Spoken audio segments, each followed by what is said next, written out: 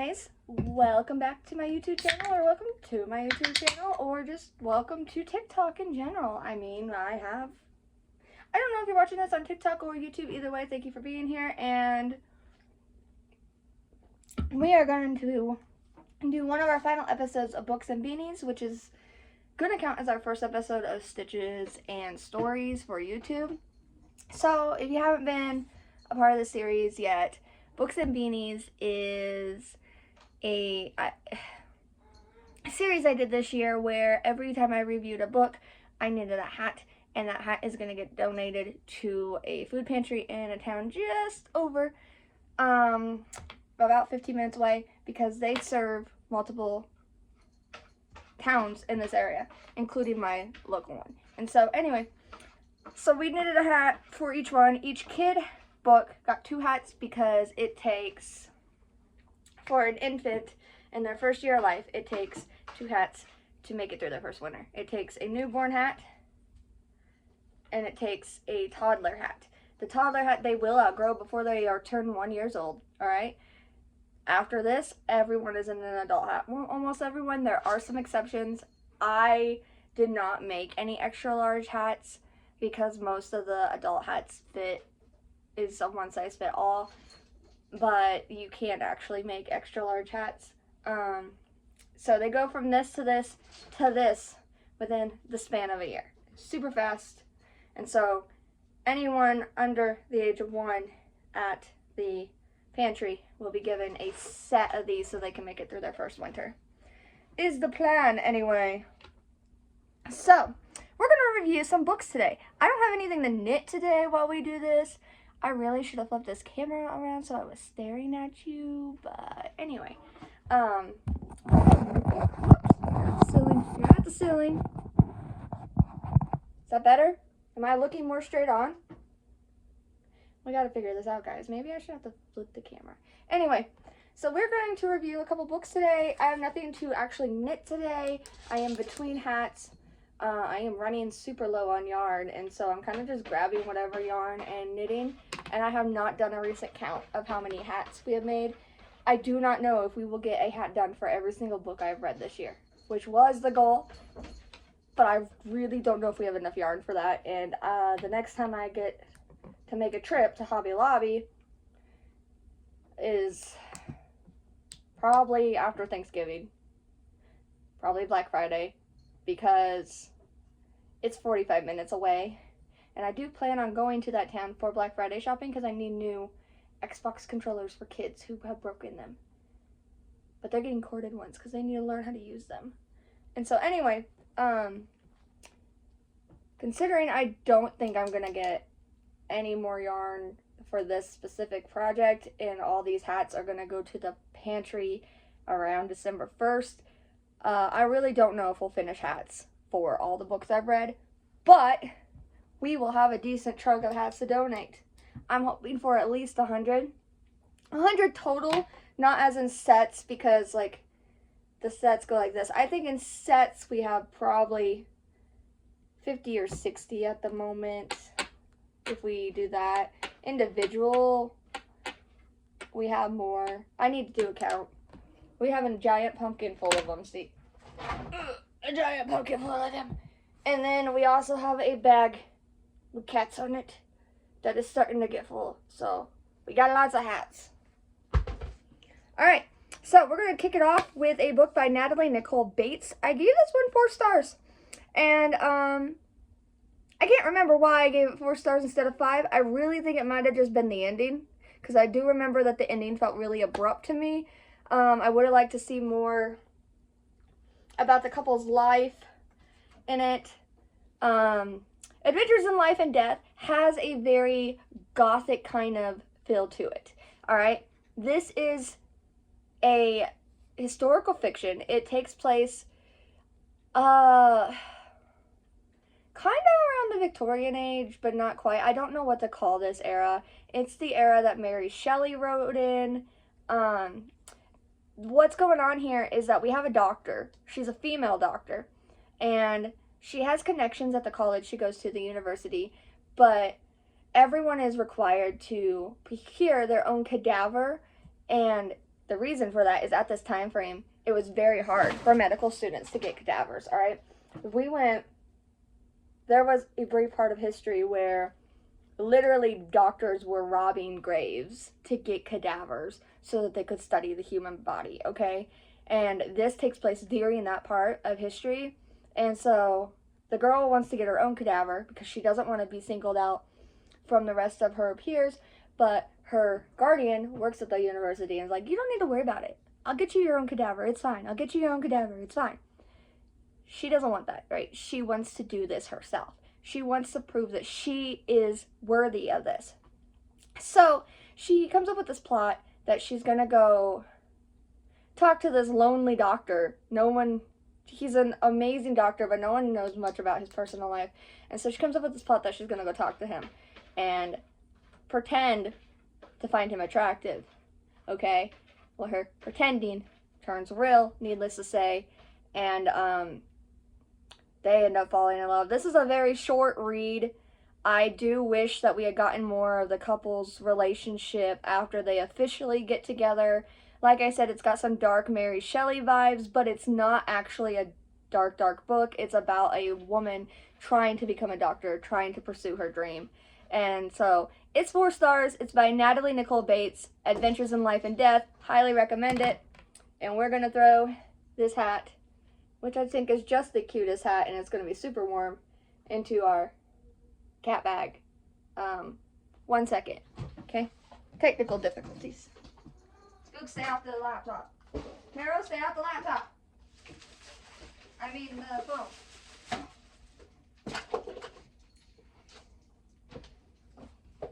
Cat bag.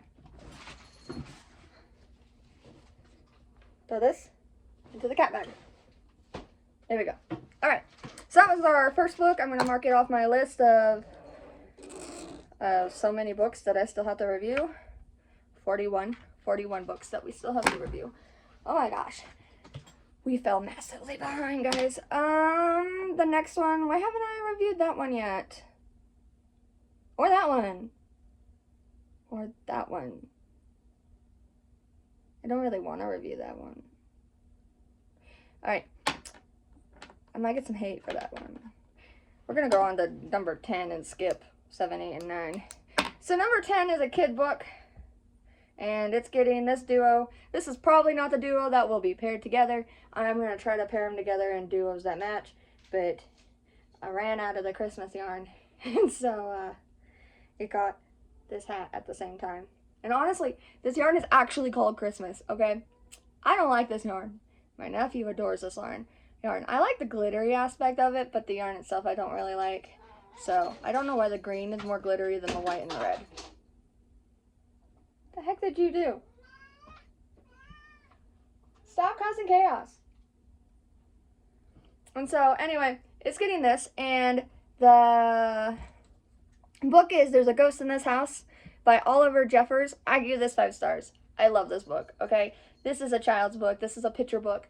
I was gifted this book through a book fairy exchange. My cat is acting like it's on something. He's weird.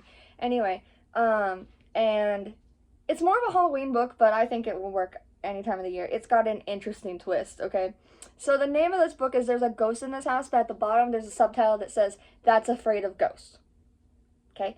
So technically, your main character in the book is a ghost, but doesn't know that they're a ghost. It's great.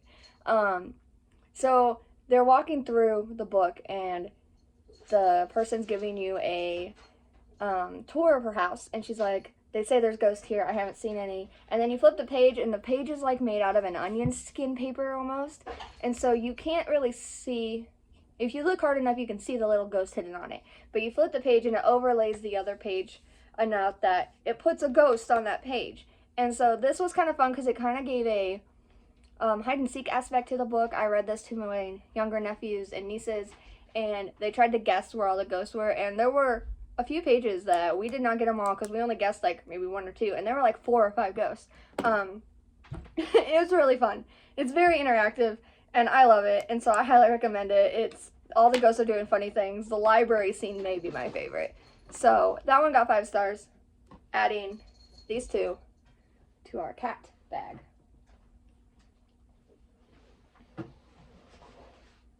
All right. So the next book we are going to review, is, I grabbed a kid set, but it's not a kid set. I'll put that back.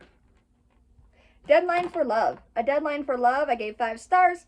It's by Megan Kuykendall. I always butcher her name. I am sorry. She is one of my clients for editing, and she is a fellow author, independent author like Natalie Nicole Bates was, and I always get the honor as one of her editors that I get to read her book as I edit it. And so I was sitting on this review for a long time before it came out, and then I could finally post it. But it's gonna get this hat, which could probably use a trim right there, but it's gonna get this little cotton candy style hat, and I gave it 5 stars. I was really looking forward to this book. This one is a sequel to another one, and the main character is Eros, Cupid, the god of love. And in the first book, he has found his true love, and he's trying to get her involved in his world because he's worried about her, because there was like a curse on him where anyone he falls in love with meets certain doom. He never gets love. And so he's trying to get her involved in his world and be friends with his parents and break this curse and stuff. And in Deadline for Love, his mom comes to him, Aphrodite, comes to him and his brother and says, I need someone I can trust to kind of take over part of this company. So I'm going to send you on a mission. Here are 2 people. They need to fall in love. You can do it any way you want. Just make them fall in love. First person who makes them fall in love gets the company. And then there's a lot of sibling rivalry in here, okay? Eros and his brother have 2 different ways of doing things. Eros wants true love. Eros wants a meet cute. His brother wants lust, quick, bang, done kind of thing. And so Eros ends up changing his mission from making these 2 fall in love to making sure his brother does not make them fall in love, because he's worried about what the consequences of it. And so I gave it 5 stars. It's really fun. It's got a baseball theme. The main guy character is a mechanic. Main female character is a single mom. Highly recommend it. So there's that one. We'll add that to the cat bag. Which, by the way, I just realized the cat bag is a dog bag on the inside. It's reversible. Our next book is another adult one. It's Where the Crawdads Sing by Delia Owens. I gave this 4 stars, I think. I went to Google, look up my review of this book, and I could not find my review of this book, so I'm starting to wonder if I forgot to post a review of this book. But I'm going to give it 4 stars. I'm going to give it 4 stars because it was very interesting. I found it a great book. I do feel like it was drawn out at times. I knew who the murderer was, like, immediately. There was no doubt in my mind, really. I did enjoy, I had a chance with this book that I don't usually do. My teen brother had just finished reading this book for an English class, and so I mentioned I was reading it, and he goes, oh, that's a good book. I was like, oh my gosh, you've read it. He does not read much. And he goes, yeah, I've read it. And so then I was like, running questions off him. I was kind of testing him, I'm not going to lie. I was like, so who did this? Who did that? Was it this person? And he was like, I'm not going to tell you. I'm not going to tell you. You have to read. He passed the test. Flying colors. No spoilers are given. And so he did that with a TV show too. I was impressed. So anyway, 4 stars just because I feel like it was drawn out at times. I also really wish that our main character had been given a better ending. I mean, she got a good ending. She got a good ending, and as a person, how do I want to word this? As a female person who does not know if she'll have kids, she would like to, but doesn't know if she will, the ending was okay. The ending was a happy ending. It is something that is an ending that a lot of women will look at and be like, I don't want that. I want, you know, the house, the picket fence, and the kids. But from my point of view, that ending was decent, okay? I do wish she had gotten a better one in the way that I wish her and her love interest had gotten together a little sooner. And I kind of wish they never actually told us who the murderer was. Okay, I mean, I already knew who the murderer was. The character who had done it had already technically admitted to it via their point of view. I just wish that the proof of it had never been found, basically. And that this was kind of like I wish that it had more of an ending like a Fried Green Tomatoes ending where it was secretive and you know who did it, but the rest of the town didn't know who did it. And the rest of the town doesn't really know who does it, but one person does. I'm trying to say this without giving away spoilers if you haven't read it yet, okay? But yeah, so 4 stars from me. It was good. I think it was worth the hype that I've heard from it. It's not the type of book I would usually pick up, I'm going to be honest. It is historical fiction, and it's set in... I thought it was set in Louisiana when I picked it up. I'm not going to lie. It's not. It's set in North Carolina. I think the Crawdads thing is what made me think that it was set in Louisiana. I also am notorious for not reading the back of books. Okay? I kind of just go by word of mouth, and then if I know the author or if something sounds good. I do read the back of books on books like Game Changer, which we'll talk about later, because I had never heard of it before, and it just popped up on Libby, and I was like, am I even going to really, really want to read this kind of thing? But a lot of times I will not read them, and so had I read it, I probably would have known it was in North Carolina. But anyway, it was still good. It had a good feel. Yeah, so it's good in this hat. Another nice warm one. Putting that in the cat bag. Alright. We're making our way through it, guys. Look at it. Our first page is making progress. We have 2 pages, but we're making progress. Our next one is the Game Changer. And so it's an adult hat. And this is the hat. Nice and warm orange hat. It is double done with an orange and a orange-green ombre. The Game Changer I found on Libby. I've been using Libby a lot. I have moved a lot. I have moved over to audiobooks more frequently. I love the feel of an actual book in my hand, and I have shelves and shelves of books, and I have gone out of my way to get signed books and special edition copies of books, but I've just had such a hard time just sitting there and opening the book and reading it. And with an audiobook, I've found that I can work on diamond paintings. This is the one I'm working on now. Okay.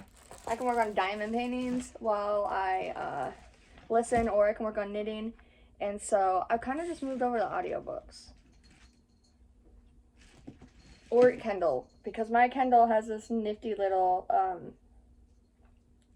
accessibility feature where it turns text into speech. I don't like how she doesn't say things. She won't say the word abs, guys. She does not. She always spells it ABS, ABS, ABS, ABS. Okay, the word is abs. Alright. But, you know, it's okay. So, that's my little rant, I guess. So, this book is The Game Changer by Lana Ferguson. I gave it 3 stars. I found it on Libby. 3 stars because it's just an average read. Alright, there's nothing really wrong with it, but there's nothing really exceptional about it. So, I'm just giving it 3 stars. It is a kind of meet cute, hockey romance. The main character is the little sister of a hockey player. His best friend on the team was disgraced due to a rumor that he did not do. His dad was pulling a massive bad trick on the whole world, the whole hockey community, and it kind of ruined his career. And so he transferred teams because he didn't want to out his dad, according to this rumor. And so he comes back because he was close to retirement. He wants to retire with his team, with his friends, and he meets our main character, who he has known, but the last time he saw her, she was like, you know, young. She was a minor, basically, last time he saw her. And now she's a grown woman, very independent and stuff, and he falls for her really fast. This is a very good example of she fell first, he fell harder, because she had a crush on him her entire life, but as soon as he fell head over heels.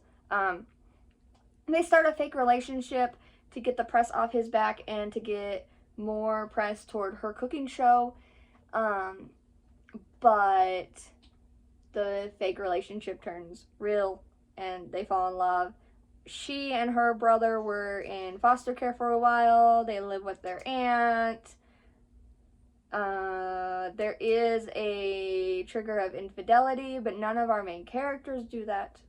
Okay? None of our main characters do that. Secret child trope, but the child's already grown. The child is an adult. Lots of family secrets going on in here. So, yeah.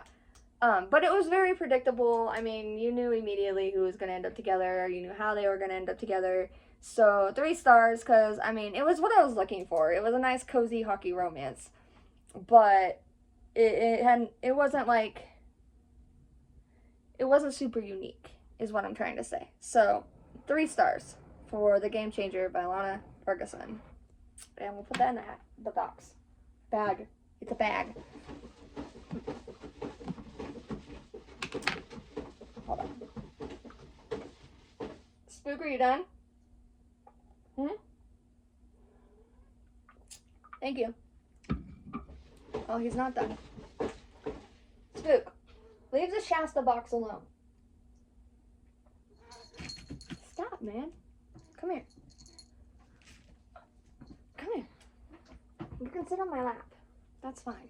This is Spook.